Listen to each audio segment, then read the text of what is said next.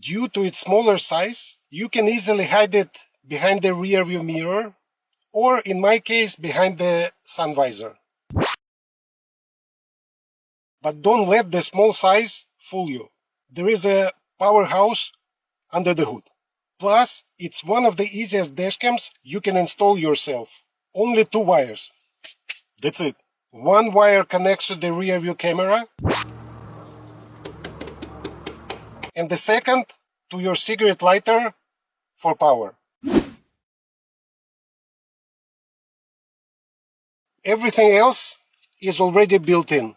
GPS, front camera, memory card, everything. There is no separate modules. It even received a design award from Red Dot. Let me show you.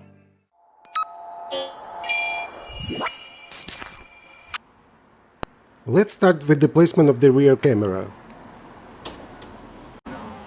The OMBAR dashcam comes with this small electrostatic sticker to place between the camera and the window, which will simplify the detachment of the camera from the rear window whenever you decide to remove it. Make sure to position the camera inside the dotted line. Clean the rear window and place the sticker against the glass. Next, remove air bubbles between the sticker and the window. Here is the rear view camera. It's about half of my finger in length. You can glue it to the window using this included double tape. Remove the protective film, position it, and apply firm pressure against the glass. The rear camera has a rotatable base, so you can easily tilt the angle to point it in the right direction. Don't forget to remove the plastic from the camera and the lens. I'll point it to the slightly lower rear, but you can always readjust it later. The rear camera has one input on the side to plug the long cable supplied with the unit. Both inputs are the same to avoid any mistakes. Now we need to run this cable all the way to the front of the car. You can use the included cable clips to hold the wire securely. Attaching it to the glass or anything else.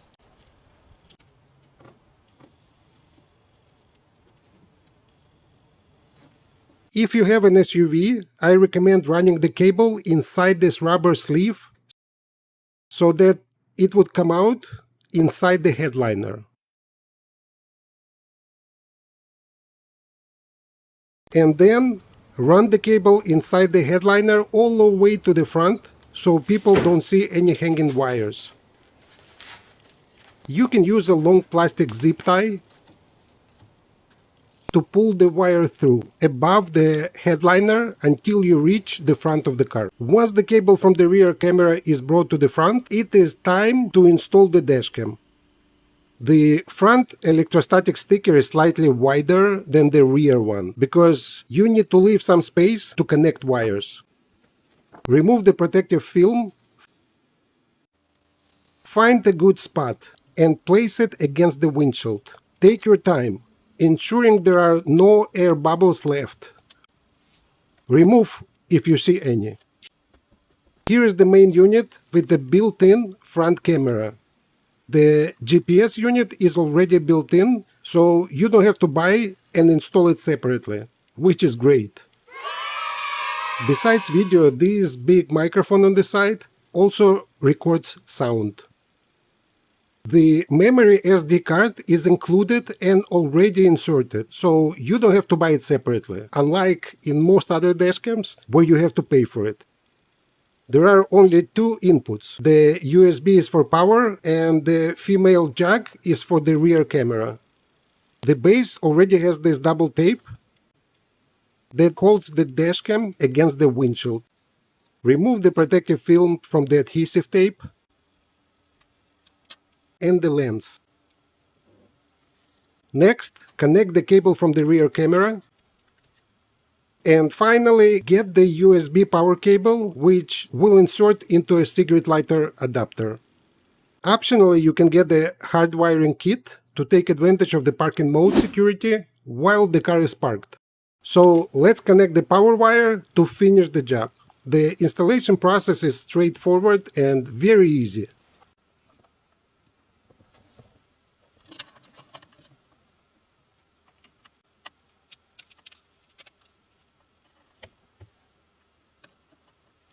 Hold the dashcam straight and attach it inside the dotted lines by applying a little pressure.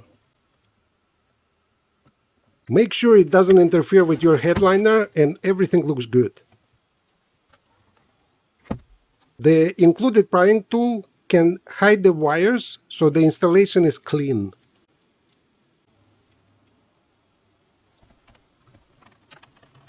I recommend placing the dashcam behind the rear view mirror, but since I don't have a space, I put it behind the sun visor.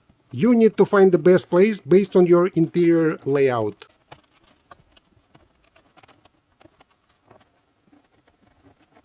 Interestingly, the base is removable, and if you look from the front, you will notice close to the left and open to the right. So if you want to take this dashcam with you for any reason, you can slide it out to remove it, but the base always stays on the windshield, and then put it back.